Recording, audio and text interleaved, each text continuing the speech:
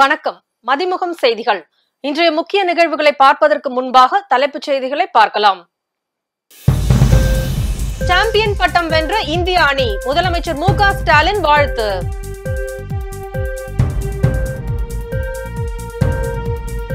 கலை அறிவியல் கல்லூரிகளில் ஒரே நேரத்தில் தேர்வு முடிவுகள் வெளியாகும், கல்லூரி கல்வி இயக்குனர் அறிவிப்பு.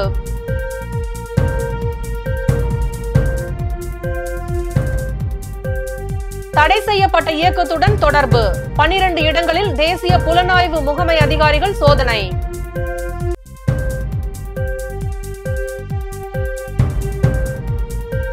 இன்று ஒரு சில இடங்களில் லேசான மழைக்கு வாய்ப்பு, சென்னை வானிலை ஆய்வு மையம் தகவல்.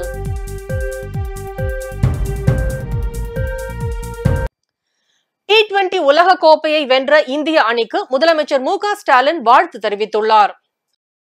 பரபரப்பாக நடைபெற்ற T20 உலக கோப்பை தொடரின் இறுதிப் போட்டியில் இந்திய அணி 7 ரன்கள் வித்தியாசத்தில் தென்னாப்பிரிக்க அணியை வீழ்த்தியது. இதன் மூலம் இரண்டாவது முறையாக T20 உலக கோப்பையை கைப்பற்றி அசத்தியது. சாம்பியன் பட்டம் வென்ற இந்திய அணிக்கு பிரதமர் மோடி உட்பட பல்வேறு தரப்பில் இருந்தும் வாழ்த்துகள் குவிந்து வருகிறது. இந்த நிலையில் உலக கோப்பையை வென்ற இந்திய அணிக்கு முதலமைச்சர் மு க ஸ்டாலின் வாழ்த்து தெரிவித்துள்ளார்.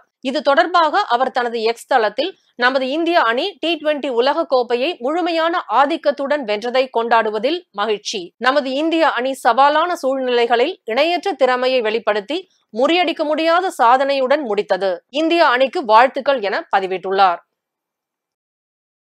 அனைத்து கலை அறிவியல் கல்லூரிகளும் கால அட்டவணையை சரியாக பின்பற்ற வேண்டும் என கல்லூரி கல்வி இயக்குனர் கார்மேகம் உத்தரவிட்டுள்ளார்.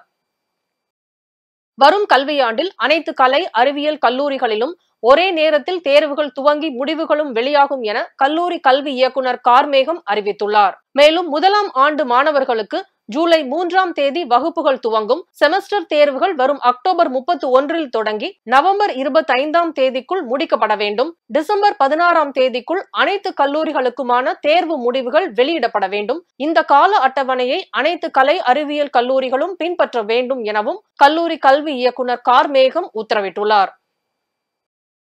இளநிலை நீட் தேர்வுகளை ஆன்லைன் முறையில் நடத்த ஒன்றிய அரசு திட்டமிட்டுள்ளதாக தகவல் வெளியாகியுள்ளது. கடந்த மே மாதம் நடந்த இளநிலை நீட் தேர்வில் வினாத்தாள் கசிந்தது. கருணை மதிப்பெண் வழங்கப்பட்டதில் குளறுபடி என பல்வேறு சர்ச்சைகள் எழுந்தன. இது தொடர்பாக உச்சநீதிமன்றத்தில் வழக்கு தொடரப்பட்டது. நீட் தேர்வு மோசடி தொடர்பாக சிபிஐ விசாரணை நடத்தி வருகிறது. மேலும் முதுகலை நீட் தேர்வு ஒத்திவைக்கப்பட்டது. நீட் தேர்வு வினாத்தாள் கசிவு காரணமாக ரத்து செய்யப்பட்டது. இந்த குளறுபடிகளை தொடர்ந்து இந்த தேர்வை நடத்தும் தேசிய தேர்வு முகமையை சீரமைக்க ஒன்றிய அரசு குழு ஒன்றை அமைத்துள்ளது. தற்போது வரை OMR ஷீட் மற்றும் பேனா பயன்படுத்தி நடத்தப்பட்டு வந்த இளநிலை நீட் தேர்வுகளை ஆன்லைன் முறைக்கு மாற்ற ஒன்றிய அரசு பரிசீலனை செய்து வருவதாக கூறப்படுகிறது. தேசிய மருத்துவ கவுன்சில் இந்த திட்டத்திற்கு ஒப்புதல் அளிக்கும் பட்சத்தில் அடுத்த ஆண்டு முதல் இந்த தேர்வு ஆன்லைன் முறையில் நடக்கும் என எதிர்பார்க்கப்படுகிறது. ஹிஜ்புத் தஹர் என்ற தடை செய்யப்பட்ட இயக்கத்திற்கு தொடர்புடையவர்கள் வீட்டில் சோதனை நடைபெறுகிறது. சென்னை, திருச்சி, தஞ்சாவூர், புதுக்கோட்டை, கும்பகோணம் உள்ளிட்ட 12 இடங்களில் தேசிய புலனாய்வு முகமை அதிகாரிகள் அதிகாலை 5 மணி முதல் சோதனை மேற்கொண்டு வருகின்றனர். உலக நாடுகளால் தடை செய்யப்பட்ட ஹிஜ்புர் தஹர் இயக்கத்திற்கு ஆள் சேர்ப்பது, அந்த அமைப்புகளுக்கு உடந்தையாக செயல்பட்டது தொடர்பாக சந்தேகிக்கப்படும் நபர்களுக்கு சொந்தமான வீடுகள், அலுவலகங்களில் சோதனை நடைபெற்று வருவதாக தகவல் வெளியாகியுள்ளது. இதுகுறித்து விரிவான தகவல்கள் சோதனை நிறைவடைந்ததும் NIA தரப்பிலிருந்து வெளியிடப்படும் என கூறப்படுகிறது. பிரதமர் மோடி ஒவ்வொரு மாதத்தின் கடைசி ஞாயிற்றுக்கிழமையில் காணொலியில் மன் கி பாத் என்ற நிகழ்ச்சியில் நாட்டு மக்களுக்கு உரையாற்றி வருகிறார். அவர் கடைசியாக பிப்ரவரி மாதம் 25ஆம் தேதி மன் கி பாத்தில் பேசியிருந்தார். அதன்பின் மக்களவை தேர்தல் நடைமுறை அமல்படுத்தப்பட்டதால் உரையாற்றவில்லை. தேர்தலில் மீண்டும் வெற்றி பெற்று 3வது முறையாக பிரதமர் பதவியை ஏற்ற மோடி இன்று 111வது மன் கி பாத் நிகழ்ச்சியில் பேசினார்.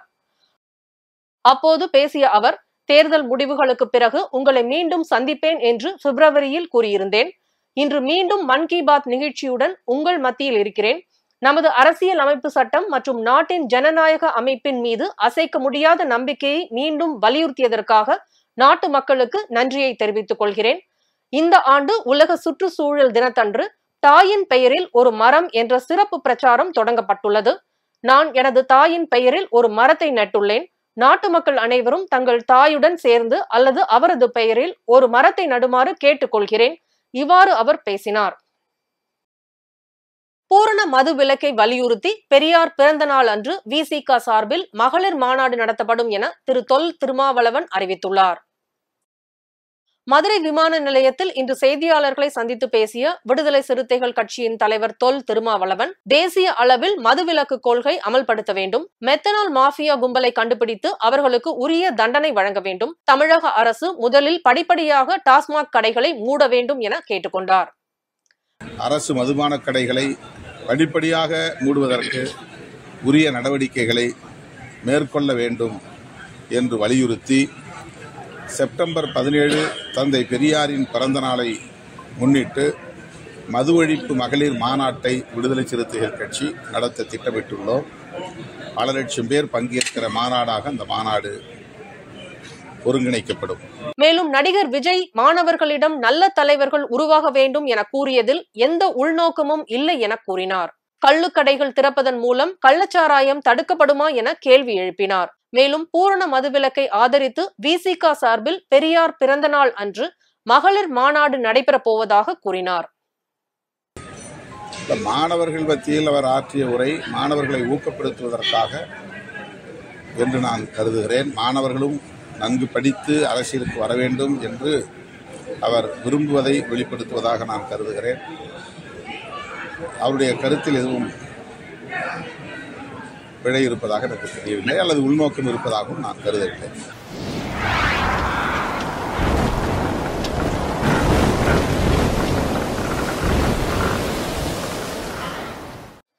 சென்னையில் இன்று ஒரு சில இடங்களில் லேசான மழைக்கு வாய்ப்புள்ளது. சென்னை வானிலை ஆய்வு மையம் வெளியிட்டுள்ள அறிக்கையில் மேற்கு திசை காற்றின் வேக மாறுபாடு காரணமாக இன்று தமிழகத்தின் ஒரு சில இடங்களிலும் புதுவை மற்றும் காரைக்கால் பகுதிகளிலும் இடி மற்றும் மின்னலுடன் கூடிய லேசானது முதல் மிதமான மழை பெய்யக்கூடும். நீலகிரி மற்றும் கோயம்புத்தூர் மாவட்ட மலைப்பகுதிகளில் ஓரிரு இடங்களில் கனமழை பெய்ய வாய்ப்புள்ளது. தமிழகத்தில் ஓரிரு இடங்களிலும் புதுவை மற்றும் காரைக்கால் பகுதிகளிலும் இடி மற்றும் மின்னலுடன் கூடிய லேசானது முதல் மிதமான மழை பெய்யக்கூடும் எனவும், சென்னை புறநகர் பகுதிகளில் அடுத்த 24 மணி நேரத்திற்கு வானம் ஓரளவு மேகமூட்டத்துடன் காணப்படும் என்று வானிலை ஆய்வு மையம் தெரிவித்துள்ளது. நகரின் ஒரு சில பகுதிகளில் லேசான மழை பெய்ய வாய்ப்புள்ளது. அதிகபட்ச வெப்பநிலை 36 - 37 டிகிரி செல்சியஸை ஒட்டியும், குறைந்தபட்ச வெப்பநிலை 28 - 29 டிகிரி செல்சியஸை ஒட்டியும் இருக்கக்கூடும் என்று அதில் கூறப்பட்டுள்ளது.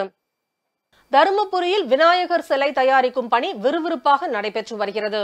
செப்டம்பர் மாதம் விநாயகர் சதுர்த்தி வருகையை ஒட்டி தருமபுரி மாவட்டத்தில் அதியமான் கோட்டை, ஒட்டப்பட்டி ஆகிய பகுதிகளில் வாடிக்கையாளர்களின் கண்ணை கவரும் வகையில் விநாயகர் சிலை தயாரிக்கும் பணி நடைபெற்று வருகிறது. ஒரு சிலை 500 முதல் சுமார் 25,000 ரூபாய் வரை விற்பனை செய்யப்படுகிறது. மேலும் வெளி மாவட்டங்களில் இருந்து பெறப்பட்ட முன்பதிவுகளுக்கான விநாயகர் சிலைகளை வியாபாரிகள் அனுப்பி வைக்கின்றனர். பல்வேறு மாவட்டங்களில் நடைபெற்ற நிகழ்வுகளை களத்தில் மதிமுகம் பகுதியில் பார்க்கலாம்.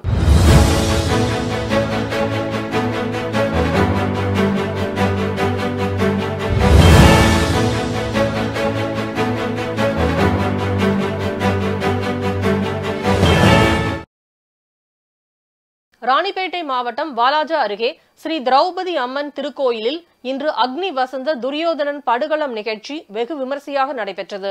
இதனை நாடக கலைஞர்கள் தத்ரூபமாக நடித்து காட்டி பாராட்டை பெற்றனர். மயிலாடுதுறை மாவட்டம் செம்பனார் கோயில் அருகே லாரியும் மினி லாரியும் நேருக்கு நேர் மோதி விபத்துக்குள்ளானது. இதில் மினி லாரி ஓட்டுநர் சம்பவ இடத்திலேயே உயிரிழந்தார். இது குறித்து கிராமிய காவல்துறையினர் வழக்கு பதிவு செய்து விசாரணை மேற்கொண்டு வருகின்றனர். திருப்பத்தூர் மாவட்டம் வாணியம்பாடி அருகே சுப்பிரமணி என்பவருக்கு சொந்தமான கோழி பண்ணையில் ஏற்பட்ட திடீர் தீ விபத்தில் பல லட்சம் ரூபாய் மதிப்பிலான பொருட்கள் எரிந்து சேதமடைந்துள்ளன. இந்த சம்பவம் குறித்து காவல்துறையினர் வழக்கு பதிவு செய்து விசாரணை மேற்கொண்டு வருகின்றனர். மயிலாடுதுறை மாவட்டம் குத்தாலம் அருகே மனிதம் அறக்கட்டளை, மயிலை இருசக்கர மோட்டார் வாகன சங்கம் மற்றும் பாண்டிச்சேரி அரவிந்த் கண் மருத்துவமனை சார்பில் இலவச கண் சிகிச்சை முகாம் நடைபெற்றது. இந்த முகாமில் 2000க்கும் மேற்பட்ட பொதுமக்கள் கலந்து கொண்டு பயனடைந்துள்ளனர். வேலூர் மாவட்டம் குக்கலப்பள்ளி கிராமத்தை சேர்ந்த பரத்ராஜ் என்ற 8 வயது சிறுவன் இயங்கிக் கொண்டிருந்த டிராக்டரின் மீது விழுந்து பரிதாபமாக உயிரிழந்துள்ளார். இந்த சம்பவம் குறித்து காவல்துறையினர் வழக்கு பதிவு செய்து விசாரணை மேற்கொண்டு வருகின்றனர்.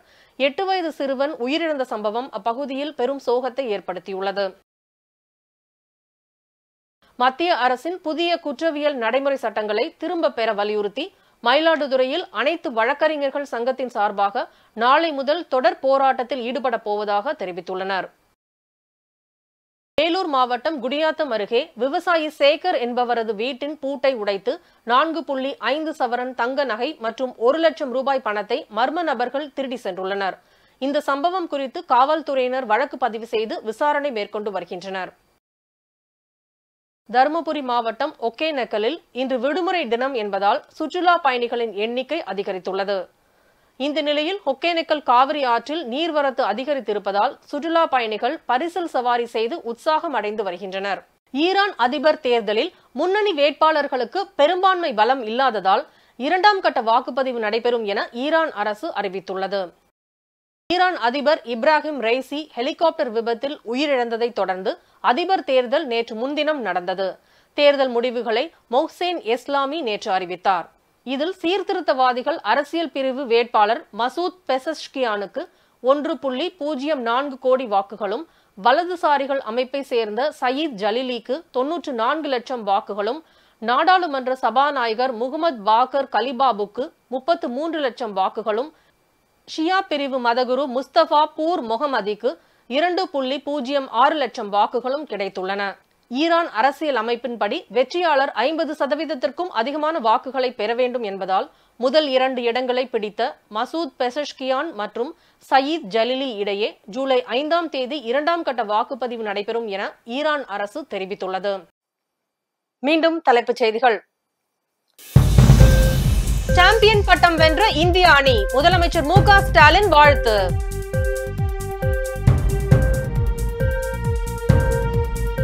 கலை அறிவியல் கல்லூரிகளில் ஒரே நேரத்தில் தேர்வு முடிவுகள் வெளியாகும், கல்லூரி கல்வி இயக்குனர் அறிவிப்பு.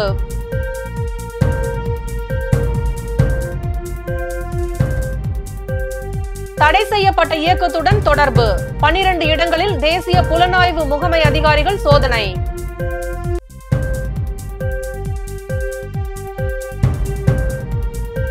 இன்று ஒரு சில இடங்களில் லேசான மழைக்கு வாய்ப்பு, சென்னை வானிலை ஆய்வு மையம் தகவல்.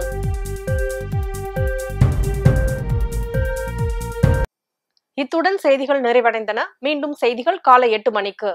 மேலும் செய்திகளை தெரிந்து கொள்ள மதிமுகம் பிரைம் யூடியூப் தளத்தில் இணைந்திருங்கள்.